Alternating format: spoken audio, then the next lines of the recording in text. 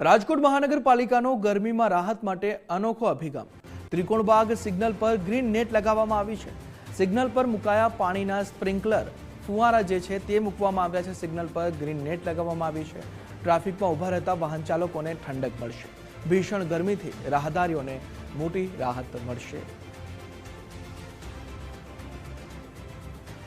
ગરમીમાંથી રાહત માટે મહાનગરપાલિકા દ્વારા એક નવતર પ્રયોગ કરવામાં આવ્યો છે। રાજકોટના અતિ વ્યસ્ત ગણાતા ત્રિકોણબાગ સર્કલ ખાતે રાહદારીઓને જે સિગ્નલ ઉપર ઊભા હોય છે ત્યારે ગરમીમાંથી રાહત મળે તે માટે જે સ્પ્રિંકલર ફુવારા આવે છે તેની સાથે જે ગ્રીન નેટ છે તે લગાવવામાં આવી છે ને આનાથી જે રાહદારીઓ છે તેને ઘણી ખરી રાહત મળી શકે છે। જે રીતના મહાનગરપાલિકા દ્વારા જે તાપમાન વધી રહ્યું છે તેને લઈને આ પ્રયોગ કરવામાં આવ્યો છે। દાદા, આનાથી થોડીક રાહત થઈ છે? થોડીક રાહત ફુવારા મૂક્યા છે, આવું કરવું જોઈએ બધા સિગ્નલે? સારું છે, ચોક્કસ લોકોને થોડી આ ફુવારાથી થોડી રાહત થાય છે। આ ફુવારાથી રાહત ટેમ્પરરી થઈ છે, પણ માણસોને સમજવું જોઈએ કે ઝાડવાને પાણી પીવડાવીને મોટા કરવા જોઈએ કાયમ માટે। Thank you.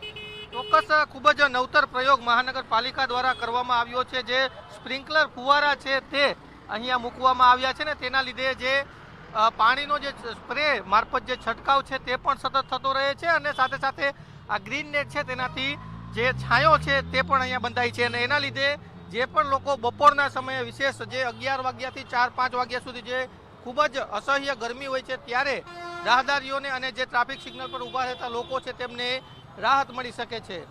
Camera person Devji Rangadiya સાથે ગૌતમ બેડા, ગુજરાત ફર્સ્ટ, રાજકોટ।